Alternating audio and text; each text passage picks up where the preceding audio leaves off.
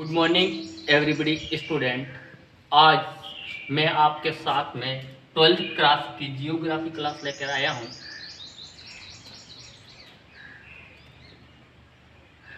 जितना आप सीखोगे उतना आप कमाओगे, तो हर दिन हर रोज कुछ न कुछ सीखते रहिए।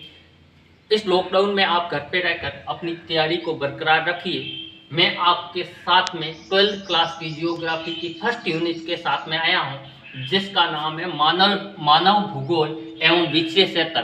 इंग्लिश में कह सकते हैं human geography and subject areas. ठीक है, अब देखो हम जियोग्राफी की उत्पत्ति कैसे, इन सब की उत्पत्ति कैसे हुई, उसके बारे में पूर्ण रूप से जानकारी अर्जित करेंगे। हमारा भूगोल शब्द है जिसको इंग्लिश में कहते हैं जियोग्राफी। ये इनकी खोज ग्रीक के यूनानी भूगोलवेताओं ने की थी, जो दो शब्दों से मिलकर बना होता है जियो प्लस ग्राफोज। जियो मीन्स पृथ्वी और ग्राफोज मीन्स वर्णन करना। अर्थात मैं इस जियोग्राफी की परिभाषा कह सकता हूँ वर्णी विज्ञान की वह शाखा जिसमें पृथ्वी का वर्णन किया जाता है, भूगोल कहलाती, as known as also called geography.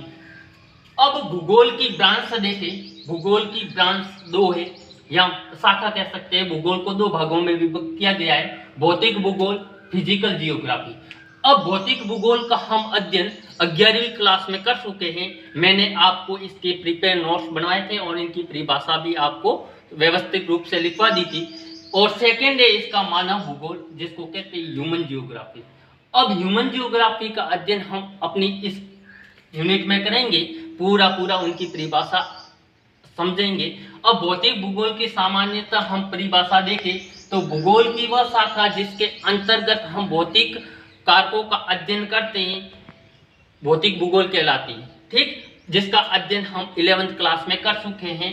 अपनी सेकेंड ब्रांच से मानव भूगोल, जिसका हम अध्ययन यहाँ इस यूनिट में करने वाले हैं।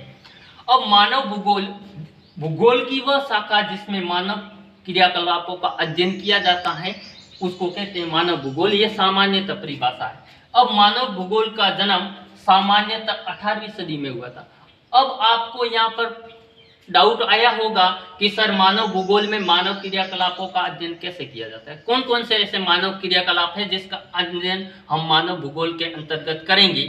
जैसे व्यवसाय, जो भी व्यवसाय, प्राथमिक व्यवसाय, द्वितीयक व्यवसाय, तृतीयक व्यवसाय, चतुर्थ व्यवसाय और पंचम व्यवसाय, ये सभी मानव क्रियाकलापों के अंतर्गत आते हैं। जनसंख्या से संबंधित जो भी आंकड़े, वो सभी इस मानव भूगोल के अंतर्गत आते हैं। ये सभी मानव क्रियाकलाप कहलाते हैं। अब इसका जन्म, मानव भूगोल का जन्म लंबवत 18वीं सदी के दौरान हुआ था। और यहाँ पर हम नोट कह सकते हैं आधुनिक मानव भूगोल का जनक फ्रेडरिक रेटजेल को कहते हैं, जो आधुनिक मानव भूगोल का जनक है, या मॉडर्न टेक्नोलॉजी का जो मानव भूगोल का जनक है वो फ्रेडरिक रेटजेल है। वो जर्मनी का रहने वाला था, जिसने एक पुस्तक लिखी थी। उस पुस्तक का नाम था एंथ्रोपा जियोग्राफी। अब एंथ्रोपा जियोग्राफी में वो अपने मानव भूगोल से संबंधित अपने परिभाषाओं को प्रकाशित करते, उन्होंने मानव भूगोल को परिभाषित करने के लिए अपनी एक पुस्तक परिभाषित की, जिसका नाम एंथ्रोपा जियोग्राफी। एग्जाम में 1 नंबर क्वेश्चन आ सकता है कि जो आधुनिक मानव भूगोल के जनक कौन है, फ्रेडरिक रेटजेल, और उनके द्वारा रचित पुस्तक का नाम क्या है, तो एंथ्रोपा जियोग्राफी। जो फ्रेडरिक रेटजेल है वो जर्मनी के रहने वाले थे। अब देखो, भूगोल के जनक थे हिकेटियस, लेकिन भूगोल शब्द का जनक है वो इरेटोस्थनीज है। अब देखो, जो मैंने कहा भूगोल के जनक हिकेटियस और भूगोल शब्द का जनक है इरेटोस्थनीज, लेकिन जो सामान्यतः 12th क्लास की किताबें हैं उसमें भूगोल का जनक है वो इरेटोस्थनीज को माना गया है, फादर ऑफ जियोग्राफी इरेटोस्थनीज। ठीक है।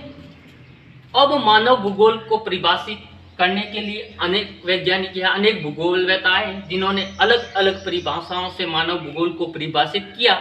पहले थे अपने आधुनिक मानव भूगोल के जनक फ्रेडरिक रेटजेल, उन्होंने मानव भूगोल को परिभाषित किया। तो समझना उनकी परिभाषा।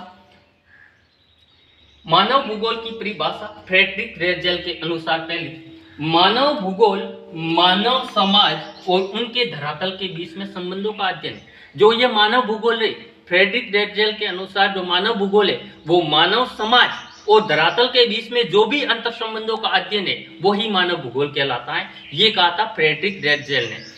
अब उन्होंने जो अपनी पुस्तक लिखी थी एंथ्रोपोजियोग्राफी। अब फ्रेडरिक ड्रेजल की एक शिष्या थी जिसका नाम था एलन सैंपल। क्योंकि गुरु से तो हर कोई शिष्या प्रभावित होती, जो भी शिष्या या जो भी उनके विद्यार्थी है वो प्रभावित होते हैं। तो ये जो फ्रेडरिक ड्रेजल थे उनसे प्रभावित उनकी एक शिष्या हुई थी जो कि एलन सैंपल थी, जो अमेरिका की प्रसिद्ध भूगोलवेत्ता थी। क्योंकि कहा जाता है माता पिता जन्म दियो सतगुरु दियो ज्ञान, इन्हें कभी ना भूलनो नहीं तो नर बाजेला बेईमान, कहा जाता है। तो समझना यहाँ पर फ्रेडरिक ड्रेजल की शिष्या थी जिसका नाम था एलन सैंपल, जो अमेरिका की रहने वाली थी और वो अमेरिका की प्रसिद्ध भूगोलवेत्ता थी। एलन सैंपल के अनुसार जो मानव भूगोल की परिभाषा है वो कुछ इस प्रकार है। मानव भूगोल संसल मानव और अस्थायी पृथ्वी के विशाल धारा जो एलन सैंपल के अनुसार मानव भूगोल इस प्रकार है। मानव भूगोल संसल मानव, ये मानव प्रजाति है वो संसल प्रवृत्ति की है और अस्थायी पृथ्वी के पारस्परिक परिवर्तनशील संबंधों का अध्ययन है वो हम मानव भूगोल के अंतर्गत करते हैं। एलन सैंपल कहती है कि ये मानव प्रजाति या मानव समाज है वो संसल प्रवृत्ति का है और ये अस्थायी पृथ्वी के बीच में जो भी परिवर्तनशील संबंध होते इनका अध्ययन हम मानव भूगोल के अंतर्गत करते हैं। और एलन सैंपल ने एक विचारधारा प्रतिपादित की थी, उस विचारधारा का नाम है नियतिवाद। अब नियतिवाद होता क्या है? जिसमें प्रकृति का प्रभाव अधिक होता है, जैसे पेड़ पौधों का प्रभाव अधिक होता है, जो कि विचारधारा है वो नियतिवाद की विचारधारा एलन सैंपल ने दी थी। 1 नंबर का क्वेश्चन आ सकता है कि नियतिवाद विचारधारा किसने दी थी? एलन सैंपल ने। तो सभी विद्यार्थियों से मेरा अनुरोध है, निवेदन है, इसी प्रकार पढ़ते रहिए और ये जो नोट्स है वो आप एक बार अपनी कॉपी में उतार दीजिए।